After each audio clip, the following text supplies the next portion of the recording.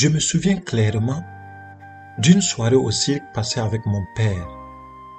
L'événement que je vous raconte a eu lieu lorsque nous attendions pour acheter nos billets. Il y avait devant nous une mère et ses 6 enfants. Leurs vêtements, quoique très propres, dévoilaient leur grande pauvreté. Ces enfants parlaient avec grande excitation des numéros de cirque qu'ils verraient ce soir-là. On devinait facilement qu'ils n'avaient jamais assisté à un spectacle. Ce serait le clou de leur jeune vie. Ils étaient immédiatement devant nous dans la file d'attente. Leur tour arriva. Le préposé au billet demanda à la dame combien de billets elle souhaitait acheter. Elle répondit, « S'il vous plaît, 6 places d'enfants et une adulte. » Le préposé lui indiqua le prix total. La femme, qui était heureuse de donner un peu de plaisir à ses enfants, changeait immédiatement d'expression. Elle s'inclina davantage vers le préposé et demanda, « Combien avez-vous dit ?» Elle baissa alors la tête, tandis que sa lèvre inférieure se mit à trembler. Elle n'avait pas assez d'argent. Comment expliquer à ses 6 enfants qu'ils ne pourraient pas voir le cirque? Eux qui avaient attendu fébrilement cet événement pendant des mois. Mon père avait vu toute la scène. Il prit très discrètement un billet de $20 dans son portefeuille, puis marcha vers le préposé.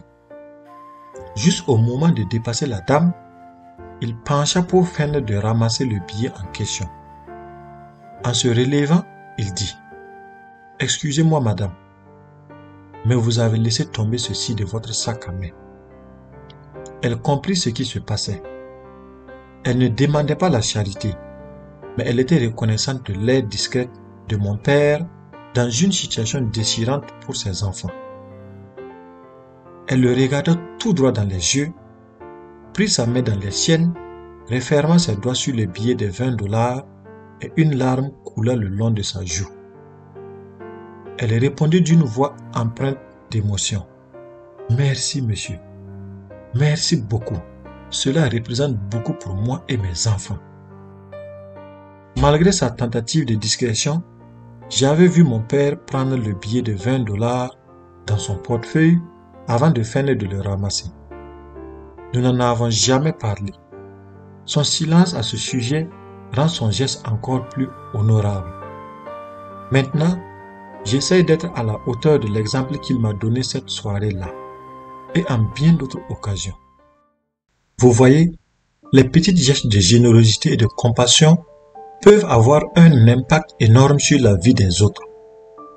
Le geste discret de mon père a pu apporter une grande joie à cette famille dans le besoin.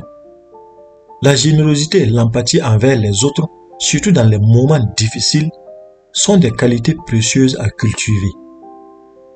Nous pouvons tous faire une différence dans la vie des autres, même avec de petites actions, et cela peut inspirer les générations futures à suivre notre exemple. Merci pour votre écoute et soyez bénis.